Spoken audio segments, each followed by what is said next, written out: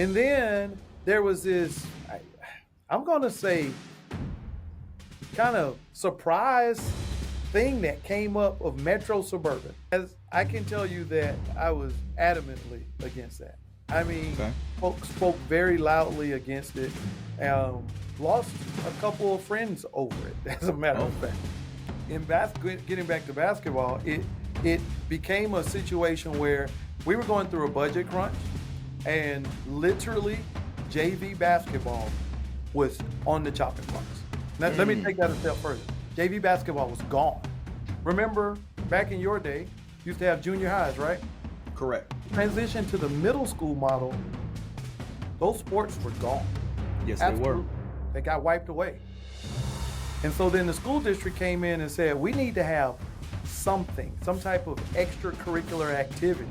It's the tradition of what high school was is so different, right? We have people change schools, school choices available, right? Like before, it was, you knew where you were going to school and that was your school. Maybe it was class of 24 and he did it a year early, but whatever. He left early. Good for him, right? Great for him. He gave up his senior year. Quinn Ewers, he did the same thing. He was scheduled to be whatever year and decided to skip his senior year and graduate early and went to Ohio State, what would have been his senior year. Then he left and went back to Texas, as we know. But again, that's reclassifying. Reclassifying is shortening your stay in high school, not extending. Well, we have a treat today. Welcome, tuning in. I am Preston Jackson, the host, BCP Podcast. With us today, 18 years as the Hillsborough County Athletic Director, the 2020 president of the NI AAA, and also hosting the 2025 NADC, Mr. Lanness Robinson. Welcome to the show. All right, thanks for having me. So let's start off the top. The NI AAA, what is that and what's the purpose? So the NI AAA is the National Interscholastic Athletic Administrators Association. Fancy words for it's the National AD Association. Okay. And then that's about 16,000 members across the country. What about the NADC? NADC is the annual conference, the National Athletic Directors Conference that we get the pleasure of hosting here in Tampa in 2025, in December of 25. It was supposed to be here in December of 2020, but as you know, that time frame was interrupted by this little thing called COVID. So what is the process of being either nominated and or selected to host such an event? So hosting the event is really it's a bid process. So the city of Tampa actually bids on it. It was something that I brought to the attention of our Tampa Bay Sports Commission maybe 10, 12 years ago, of an opportunity for them to expand, their I'll say their footprint on sports world. They bring a lot of events in and including the Super Bowl and national championship and women's Final Four and Frozen Four. So they bring a lot of events in. And so I was like, hey, we have this national event every year. Why don't you kind of go down that road of looking into hosting? And it came to fruition. And then it was supposed to be here, like I said, in 2020. But then I got put on the back burner, and we're fortunate enough that they're going to, basically hit the rewind button and come to Tampa. Okay. Let's start at the top, where I had a question come in, and it was kind of for some clarity. So I would like you to clarify it there. Yep. The NFHS, the FHSAA, and Hillsborough County. Okay. Mm-hmm. The national government, the statewide governing body, and then our county governing Mm-hmm. body. Mm-hmm. What is the difference between the three? Because the question came in, how come more rules aren't universal? Okay.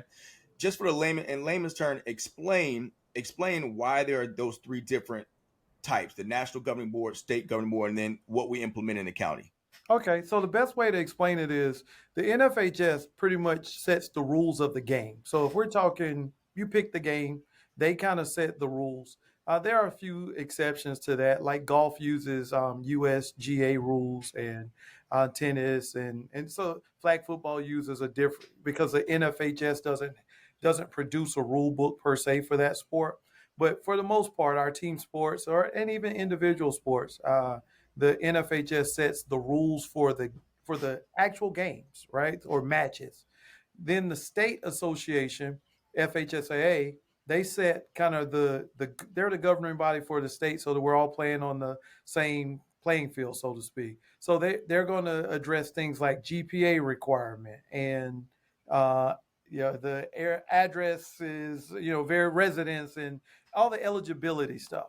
And then our county, what we'll do is it's more on the operational side. So what are the operational things that are specific to how we're going to, so more procedural things. So that's kind of really the hierarchy. It's addressing different components that all make up the rules. Okay. I had a situation where me and you spoke on off camera. We'll leave school Mm-hmm. names out of it. Mm-hmm. But there was a specific school that was implementing a GPA requirement for certain teams. Okay. Mm-hmm. Why is that allowed in certain schools and or counties? And just explain what your explanation to me was.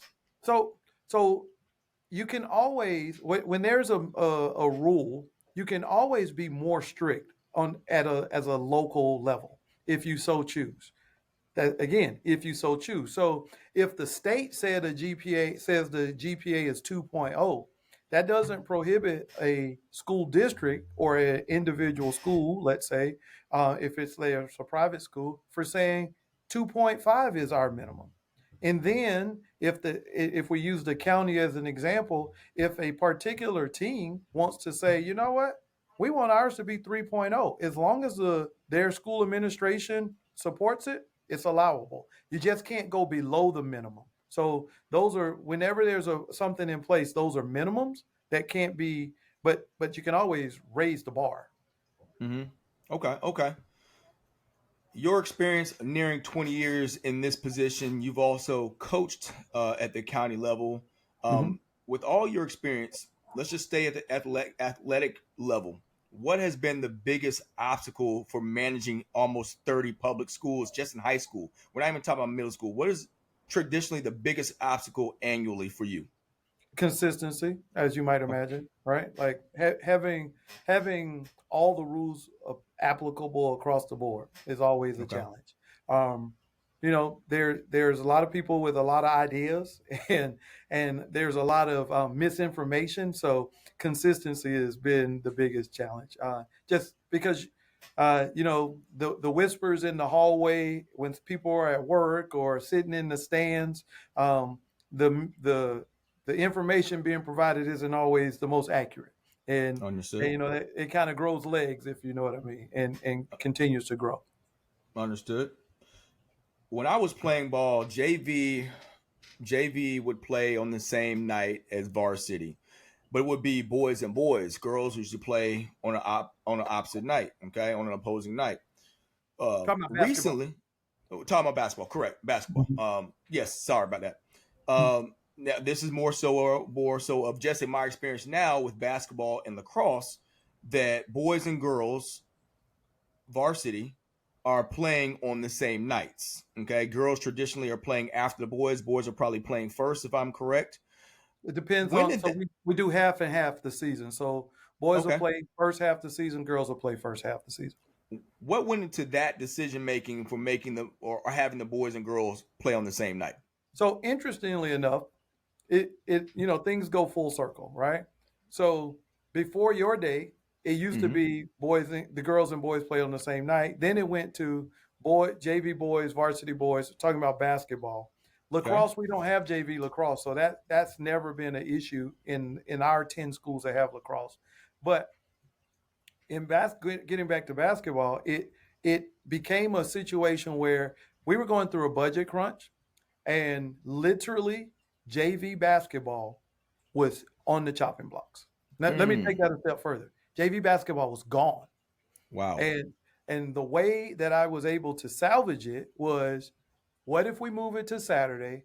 What if we get rid of the transport need for transportation, and now we can limit the expense? Well, all of a sudden it got back on the table, it stayed, and that's literally where it came from. It was nothing more than a budgetary decision because at the time it was gone. So here's a follow up: is why why was it why was JV basketball not where it used to be? I don't even know why I even asked, but why was JV basketball so low in participation to where it was on the table to be cut in the first place? It wasn't a participation thing. It was a Okay. pure finance. It was Okay. like it was pure finance. We had to cut something, right? We don't have very many JV sports, Okay. right? Let's just call it what it is. There are very few JV sports actually. And that's really what so JV was essentially when we had JV playing before varsity, we were essentially doubling the number of games. Mm-hmm. Now, what we've done is we've eliminated transportation costs and we've cut the number of, I can't say in half. We initially cut it in half when we added girls and boys back together, but then we added some back when we put JVs on Saturdays. So that's why Is there a certain reason why there's limited JV sports? Is it a manpower thing? Is it a coaching availability? Is it a participation? It still comes down to dollars and cents. dollars and Okay. cents. Okay. So some people don't realize that there is no funding for sports. Zero. Like the state doesn't. So the state gives us money to operate schools, but none of that is earmarked for sports. So it is a decision by our school district to support it.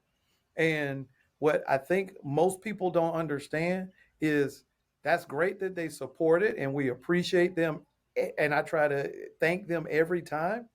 But the reality is, JV, I mean, not JV sports, sports in general, it's a losing dollar proposition. When you take our operating expense and you add our maintenance expense and you add our supplements, which is paying our coaches, that's 2 to 3 times more what we bring in revenue. That's So amazing. at the end of the day, it's costing money that is coming from nowhere.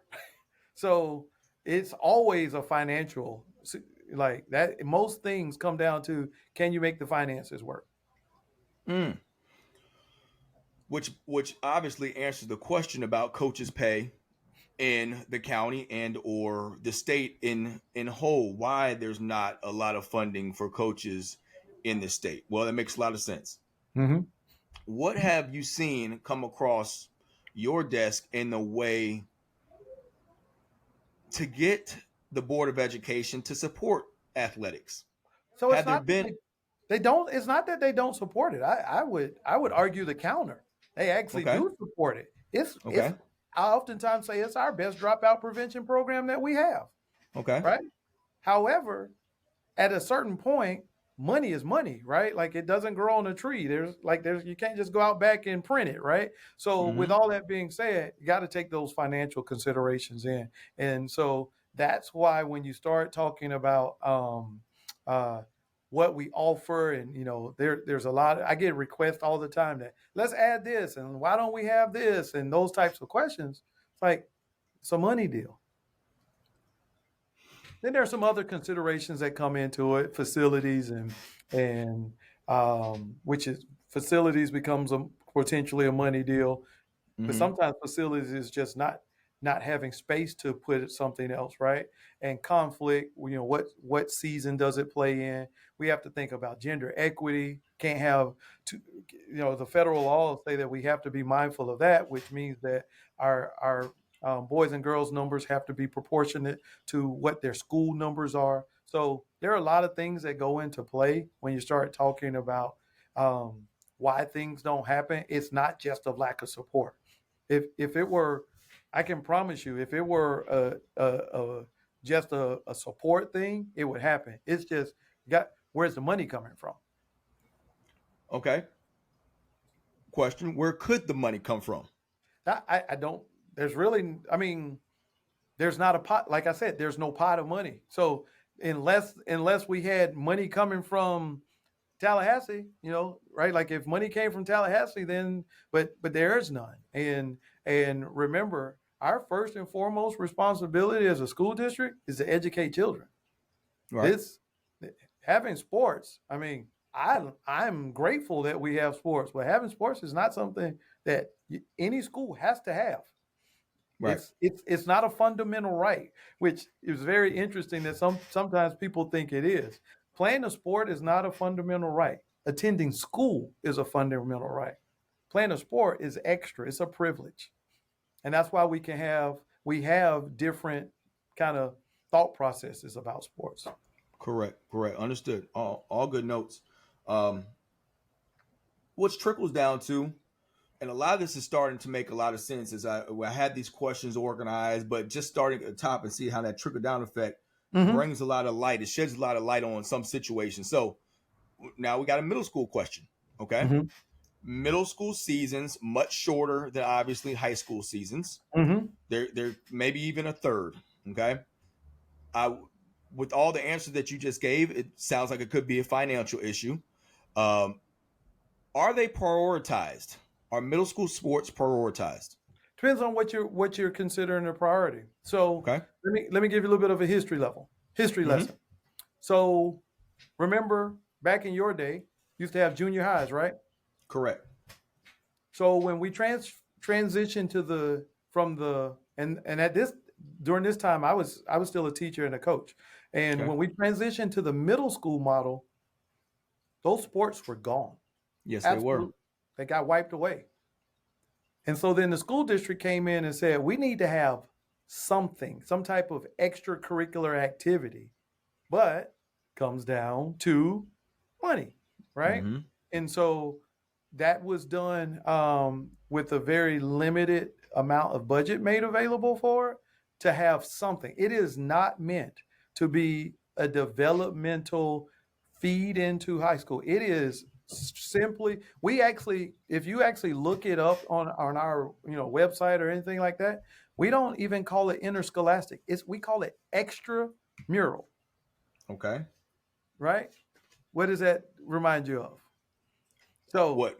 PE? no, intramural, which intramural is Within. between two schools, between a school, just getting your kids together and having whatever, right? That's intramural, right? Okay. Extramural, we just let them play other schools. But the whole idea is it's for fun. Like it's really supposed to be for fun. Okay. Understood. Mm-hmm. I kind of like it, tell you the truth.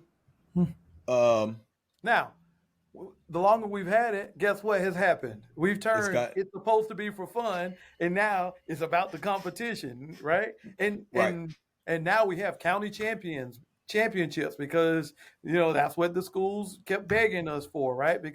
But the premise and the basis of having it is just to give the kids something to do for a little while, for a few weeks after school. Yeah, we're gonna let you play against a couple other schools, and then that was it. That was the design of it. Okay. Now it's taking on a whole new life, as you know, but most things do. With the expansion of the county, the number of schools that have popped up at every level, yes, absolutely. Which brings me to another question, going back up to high school. Mm-hmm. Back in my day, when you were coaching and teaching, we probably had maybe low 20s, 18 to 22 public high schools. What year? I am a 2000 grad. I'm a high school 2000 grad. I can tell you that Durant High School opened in 1995, and it was high school number 15. What? Yes. Even sheesh. And then in 97, Blake, Sickles, and Wharton opened to take us to 18. Yes. Okay. So I'm around there. That's why 18. I gave us 18 on the low end. Okay. I'm thinking, I ain't that crazy. Mm-hmm. Maybe a little bit. I ain't that crazy. However, all right. So at that time, gyms were packed, right? The gyms were packed. Stands were packed for high school football games. A lot of your main sporting events had very high attendance. I would venture to say the biggest reason, because we didn't have a whole lot of high schools. Okay. So a lot of the schools were very populated, right? Mm-hmm. Spread out, very concentrated in their attendance, which gave them a high population. Now, as we venture around the 30 plus in public high schools, and what's our exact number, Mr. Robinson? What's our current public high school? Current 28, but in the fall of 25, we're opening number 29. Okay, down in Waimama. Yep. Morgan Okay, High. so why, in your opinion, and let's just start if we share the same opinion, I'll say my personal opinion is that attendance at high school athletic events is very low. Okay, and if you Lower than agree, what I ever was accustomed to, for sure. okay, fair. So we're on the same page. Why? With I, the you data know, that you have, with what mhm, you've seen, mhm. do you have a reason why? I think like you said, it's more spread out, right? I think with technology, we have more ways or more things to do, right? Mm-hmm. We experience more as a culture. Uh, I think it's the tradition of what high school was is so different, right? We have people change schools, school choices available, right? Like before, it was you knew where you were going to school and that was your school, right? But Yes, sir. now we have magnet, we have IB, we have choice, we have, all these things that kind of, I'll say, dilute the tradition, Mm, right? I'll use that as a term, right? that's fair. And That's as fair. a result of that, I think some of that, what we grew accustomed to, just is it's just a different. We're in a different world because if you look at some of the places that do draw high attendance, they still have a lot of what you and I think of when back in, and I'm older than you, so my day is before you, but yours, it sounds like very similar to mine. That was just what you did, right? Like Right. that's not the case any That's longer. not the case. Mm-hmm. I kind of piggyback with that. You go to a USF game, even Mm-hmm. in the Taggart days when they're winning double digit games a season, the attendance was still low. If the Bucks aren't good, the attendance low. Nobody wants to drive across the bridge to go see the Rays. The only athletic event that's usually pretty populated consistently are going to see the Lightning. We got a lot of people who have moved down here from hockey countries and they go see the Mm-hmm. Lightning all the time. And I And just how many of feel them are going to see the other team? that's true too. That absolutely, that's a fair point. So it feels like it is almost a cultural thing where we're sitting at in Central Florida that sports sounds good to me. It sounds like we love sports. I don't know if we show that we love sports. Push I back on don't. that. Yeah, I don't know if it's that. I just think that times change, right? Like Mm-hmm. times change, and now you can watch it on TV. You can, and I'm talking about pro and college sports. You can watch every game on TV, right? Um, the we stream, like so, like there's just so much access to information, and so I mean, back in the day, if you didn't go to the game, you had no idea about the game. You were Right. looking for the newspaper the next morning. Now, instant gratification world, somebody's probably posting about it. You probably can Mm-hmm. get on the phone and call someone that's there, so you can get the same information and you don't have to go. There's Mm-hmm. right. Like I think just that's just societal change, right? Like Okay. technology is great, but technology has an impact that sometimes we don't want, and that may Mm. just be a byproduct of it. Fair. I like that. Go back to the big ticket item, which is high school football. Okay. Mm-hmm. The state has implemented several changes throughout, like, let's just say the last 5 to 6 years as the playoff format. Okay. Yep. As those conversations were going on at the state level, and ads were obviously involved and specific high school coaches were involved for their opinions, Mm-hmm. where did you stand with these changes? Were we moving in the right direction? Did we lose momentum? Do you like the changes? What is your opinion, and just provide us with some information along with your opinion on that. So first off, I attend every FHSAA meeting. And the reason I attend so is that I'm in the know of what they're talking about, and I have my voice heard, representing trying to represent our school district and our people. I can tell you that when we went when So we had the same system for the longest time. Right. Then we went to this power ranking. Okay. And I'm gonna talk specifically football here. Okay. Okay. It's a similar story with other sports, but football has had some different changes. So I Yes, went sir. to a power ranking, and the first power ranking was something that you could calculate. It was 35% for your wins, 35% for your opponent's wins, and 30% was the everyone else's, your opponent's opponents, right? Mm-hmm. So it was something that you could do the math and calculate. Then we went to the state, that is. We went to Max Preps Florida ranking. Totally, most of us totally agree. Most of us county ADs totally agreed with it, disagreed with it.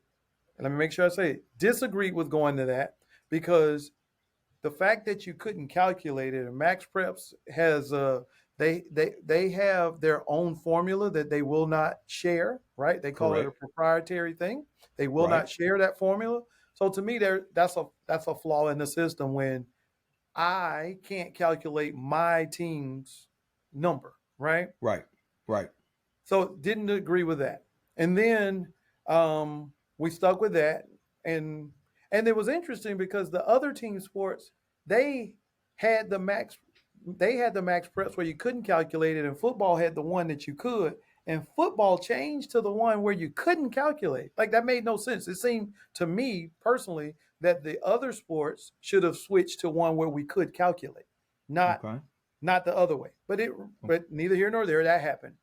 And then there was this, I'm going to say, kind of surprise thing that came up of Metro Suburban. As I can tell you that I was adamantly against that. I mean, Okay. spoke very loudly against it. Lost a couple of friends over it, as a matter Oh. of fact. Just being brutally Okay. honest with you. Okay.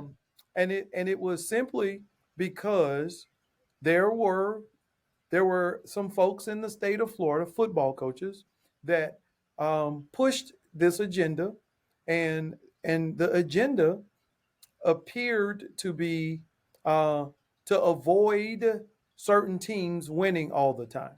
Now, this came Mm-hmm. on the heels of the year in which Jesuit won the state championship, so our local school Jesuit won. St. Thomas won. Cardinal Gibbons won. I want to say one of the schools in Jacksonville, Trinity, not Trinity. Yeah, maybe the Trinity. Maybe university probably Uh, University Christian. you get where I'm going. You Yep. so like 6 of the 7 Private were schools. private schools, not just private schools, because there's been this understanding in the state of Florida that the state of Florida is not switching from public private. Just like that's not happening, right? Like that kind of got put to bed 20 plus years ago. So everyone has just kind of come to the conclusion that public and private is not splitting. But this Metro Suburban was to not have the Metro private schools competing against schools that weren't Metro. That's ultimately what it was, right? It was St. Thomas, and you notice I named the schools because they were either from Fort Lauderdale, they were from Miami, Tampa, Orlando, Jacksonville. What's that sound like?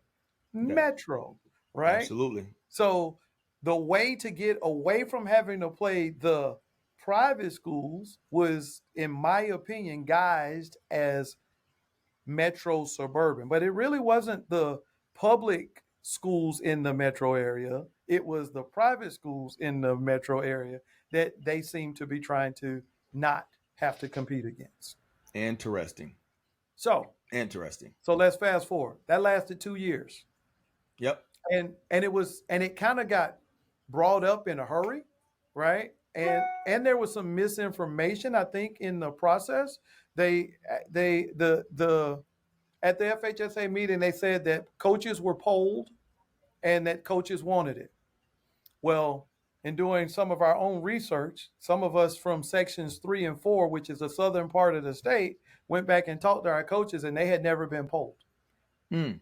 that poll information was primarily in sections 1 and 2, which is northern part of the state, which only made sense. So essentially what Metro Suburban did was it created all of the big cities, the metro areas. We became the sacrificial lambs essentially for all the non-metro schools, because at that point you knew who were going to win all the state championships, right? You knew Right. Lakeland was going to be in it. You knew, right? Like, let's start just naming the Yep. non-metro schools that are going to win: Venice, Lakeland, Cocoa, right? Like, I mean, and amazingly, what happened? Yep. That's what. Right? Like Yep. you could predict it. Heck, it seems like I even heard somewhere, and it could be totally wrong, that the Venice coach said something like, I don't want to be in Suburban. I want to be in Metro. I want to go with the big dogs." That's Peacock's attitude. I can definitely believe it. Right? And I heard it, Yep. and I don't know it to be true. I did hear that at some point, which makes sense, right? Yep. Because it didn't seem like the divisions were evenly divided, Correct. right? And oh, by the way, St. Thomas is a powerhouse. No matter if you're Metro or Suburban and you're trying to play them, they're just a powerhouse. And I mean, for that matter, we can name a lot of schools, right? Right. But either way, so then this past year, or not past, yeah, this past year, I was actually on the committee where we tried to get back to some of what we had been doing, but try to make a few modifications with power ranking and such, and the seeding. District champions weren't automatically seeded 1 through 4, but if a district champion was seeded 5 through 8, they would at least get one home game because they're district champion, right? So Right. it was kind of a meet in the middle point. But the biggest thing that really didn't get any traction, that was going to come out of that was, I don't know what to call it, but let's just call it a big dog division, right? And that was the top 8 or top 16 or top 32, whatever that number is decided upon. They would be in a division by themselves, right? Mm. Super 16 was a name that I heard a couple. I think Arizona might have a Super 16. Like, there's some Okay. states that do something similar, but that didn't gain any traction. And that Okay. was so that, because the committee that the classification committee that I served on, we kind of talked about it and felt like that the sticking point is that there are a select few of schools that if they were removed, it would be more of a level playing field. And not removed if they were in a category to themselves. I can believe that opinion. Absolutely. We going without naming names. Absolutely. I could definitely see that. If we name 16, just, those teams that are there every year in and year out, and they might fluctuate in or out, right? Yep. If we pull 16, all of a sudden the rest of the classifications, you go, it's a toss up now. Correct. Absolutely. Okay. I think one of the names. So I said Super 16. We talked. I think at one point it was kind of pseudo named the Elite Division. Like, it was all kinds of. But like I said, it didn't go anywhere. Now, are we with this last modification? Do you think we're on the right track? Because you said, hey, it was kind of meet in the middle type deal. Hey, are we on the right track? I think we're on the right track when we got away from Metro Suburban. Anything getting away from that. Now we have to now that we got away from Metro Suburban, I think it can be massaged even further to improve it. I mean, there's always, I think you always have to be in a constant flux of review and seeing if there's some way we can improve the situation. Widespread it now. Should the football model, in a sense, if it can be applicable to other sports, getting rid of the district tournament, would that benefit the rest of the sports that we offer? So we talked about that in the committee, and the overwhelming, because we actually polled schools also, right? The overwhelming result was they want to keep the districts from the schools. And the reason was, and how you feel, why would their reason be that? The reason is most people know they're not winning the state championship. But winning the district title is something that's attainable. Okay. I understand that. Mm-hmm. May not agree with it, but I understand it. Gives they felt, and this is me putting my own opinion on what people thought, right? I can't Right. speak for I mean, there are 700 schools in the state of Florida, so I can't speak for all of them.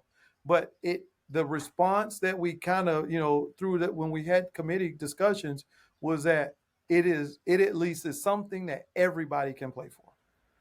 Okay. So right now, it's probably just, we're gonna probably stay as is. Status quo is gonna probably be okay. Probably with districts. Remember, even in football, it was about get a home game for being a district champion, right? Like there is this idea of district championships was definitely something that was high on the priority list for member schools. All right, so let me be selfish a little bit, and let's break this down because I'm sure there's a big financial component that's to it. But Tampa getting a football state championship, why hasn't it happened? Can we do that? Would it be popular? Are we a destination for all those places being in Central Florida? What's the holdup? Stadium. Too big? Way too big. I think that, and I've already talked to Michael Kelly over at USF. They are very interested once they get that stadium put up. That would be dope. They are very interested in pursuing that. That would be dope. So high school football is an interesting thing. State championships, you really need like a 30,000 seat stadium. You don't need a 60, but 10 is too small. Well, if you go around the state of Florida, you either get 10 or you get 60, right? Right. You do have the bounce house over in Orlando that I think is like 35. They have the soccer stadium over there, but the soccer stadium is grass. They prefer the turf so that you don't have any field issues. Okay. So I think that we need to have this conversation in about 3 years, and it may be different. What was your favorite venue? My favorite venue? You see all this Seminole stuff on my wall. Come on now. No. Okay. Take the fandom out of it. As far as logistics and the hospitality and all that great stuff that goes into putting on such an event and size, stadium size, what was your favorite venue?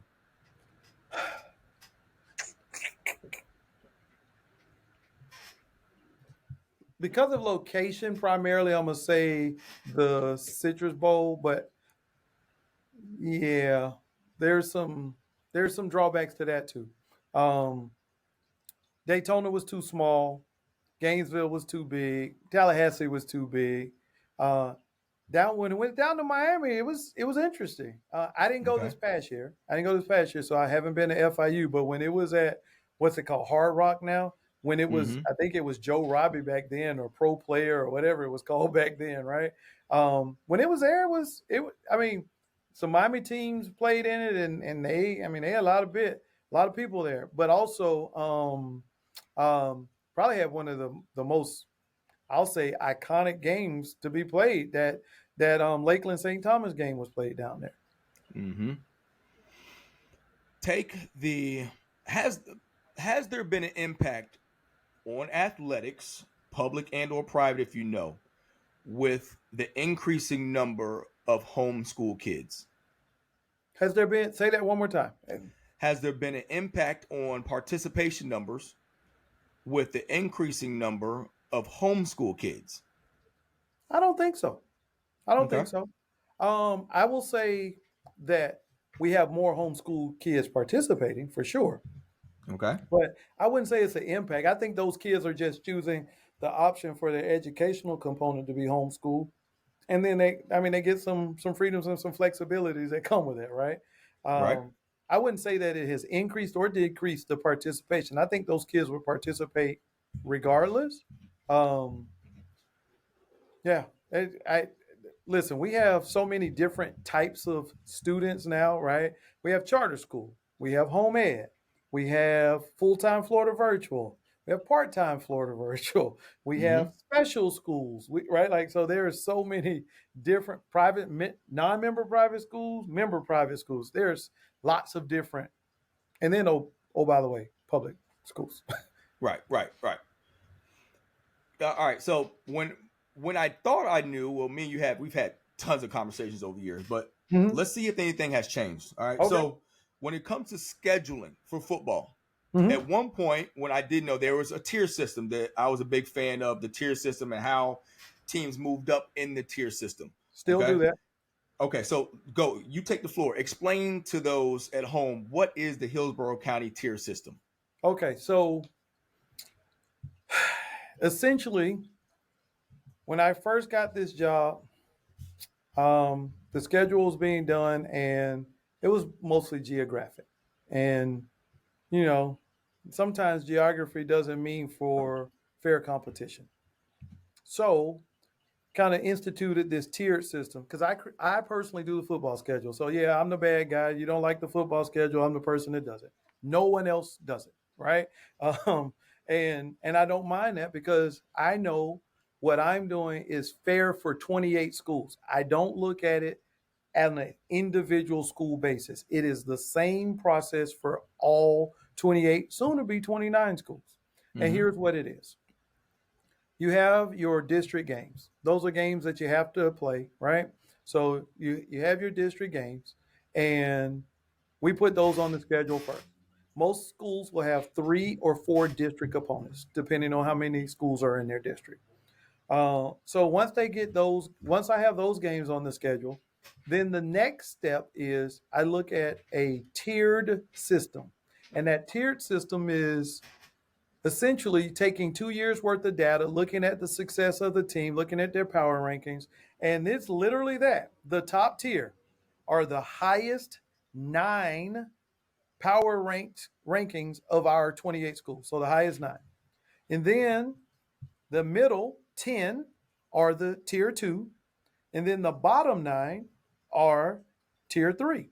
So when I go to schedule a non district game, I'm looking at similar tiers. So if I'll call, a tier 1 team, you're going to play a tier 1 team in most cases. Tier 2 will play tier 2. Now, there are some occasions where that doesn't happen. And the reason why is because a couple different reasons. I Okay. do give them some options. Like I let them have a little bit of input. We don't want to get rid of rivalries. So we give them what's called a must have game. Every school has a must have game. They get to tell Okay. me this is the school we must have, right? And as long as the two schools point at each other and say, I must have, guess what?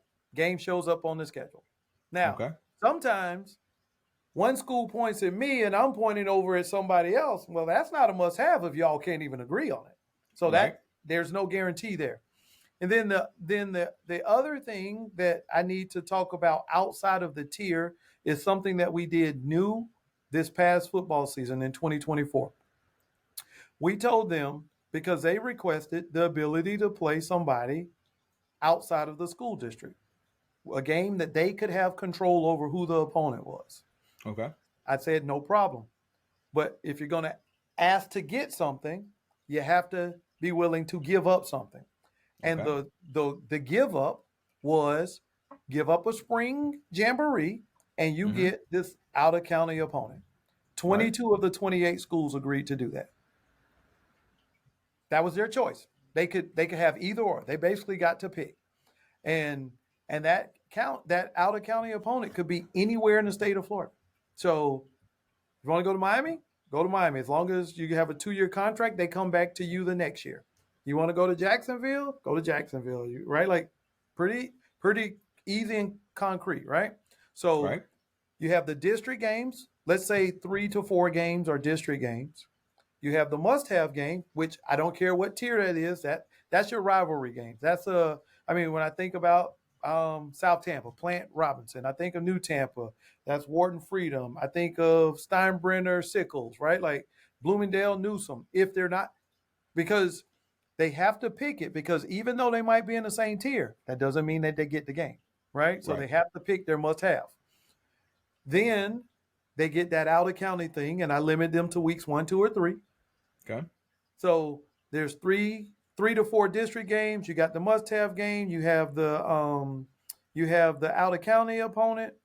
That's 5 to 6 of your games, and then the rest are going to come from your tier. And the idea behind the tier is the big boys will play the big boys, but more importantly, the struggling teams, they're going to play other struggling teams historically, and they have a chance to like be in a game.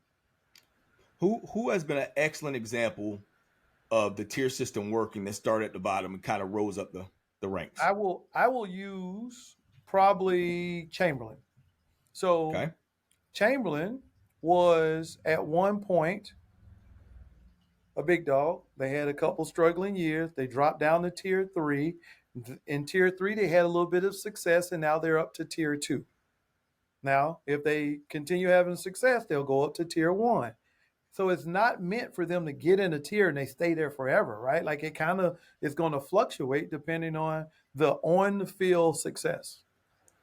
Love it. All right. And Last we use question. multiple Oh, years. sorry. We use multiple years, 2 years, so that you get a feel for how the program is. So you don't have that 1-year wonder. Okay.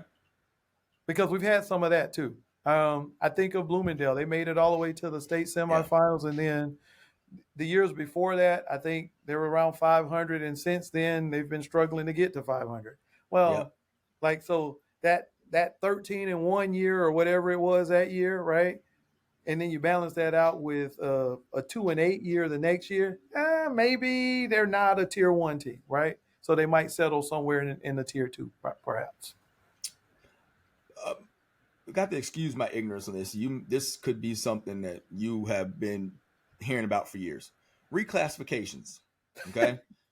Yep. Exactly.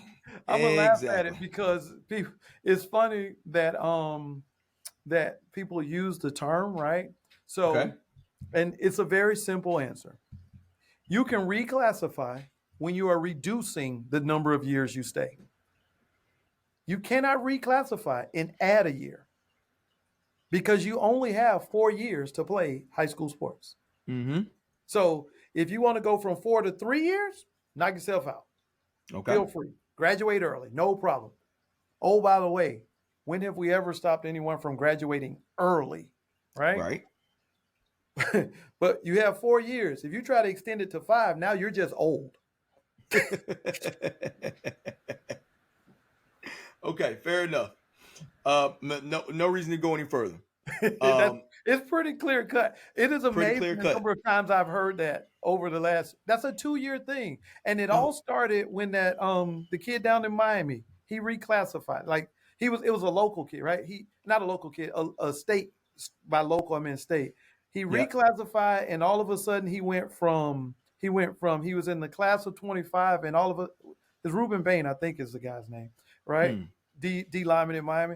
He was a class of 25, and he reclassified to 24, graduated, and went to Miami, blah blah blah, right? And maybe it was class of 24 and he did it a year early, but whatever. He left early.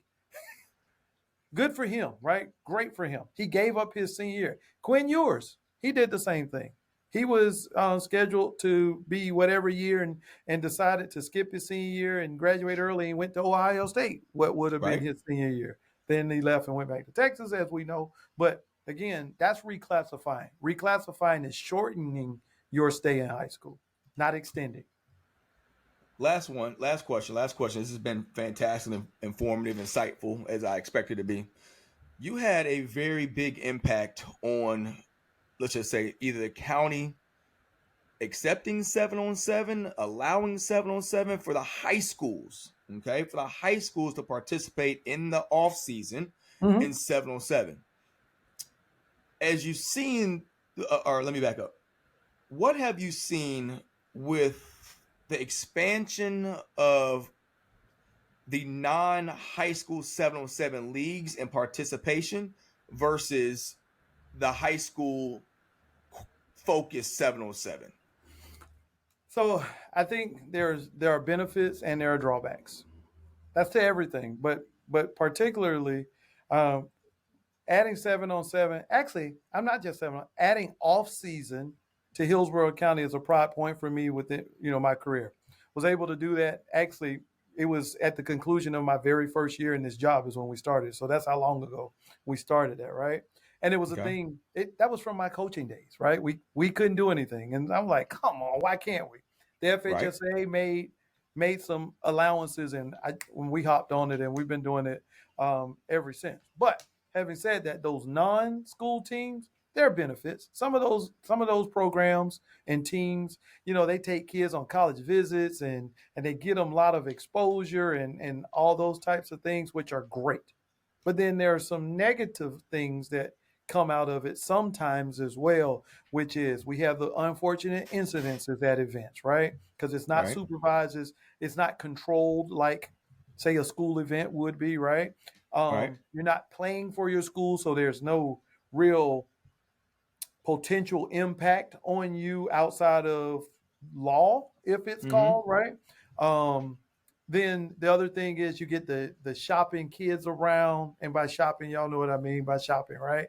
Like, oh, if you go play for this school, then this, and all these promises that people really can't make, right? So, and then the other thing is, I think it can hurt kids from moving on to the next level because, like, at a certain point, high school sports is different than everything else, right? Mm-hmm. Everywhere else, whether you go to college, you go to pro, you're playing for the name on the back of your jersey. It's about self ultimately. But in Mm. high school, it's the only time that you're playing for the name on the front, Okay. right? And so, Yes, sir. because there's nothing that comes out of it. Like, you try to win a state championship. That's the most you get out of it because 96%, 94 to 96% of the kids, high school sports is the end. So it's about, like, just enjoying yourself and playing for pride, and like some of that gets lost because it becomes a business. And that's Mm. where I think some of those non-school 7-on-7, it's about business, right? And I love that people are able to take their talents and turn it into business opportunities. And it's a shame that I'm referring to college as a business opportunity, but that's Mm-hmm. where we are. So remember, we talked earlier, society changes, and that's Things kind of where we change. are, right? And that's one of those changes. But it's good that they have that opportunity to do it, but hopefully they're getting the education component on how to best utilize that, right? Right. Because they blow through it, and then they don't follow through on the education component. Now what? We're back to square one, and we don't want that. Well, this has been a fantastic conversation. 18 years at the position, rocking and rolling. Mr. Lanness Robinson, I thank you for joining us, and I'll have to double back. I've written down maybe 3 or 4 follow-up questions that would be good for a part 2 of this, but this was outstanding. Let me know anytime.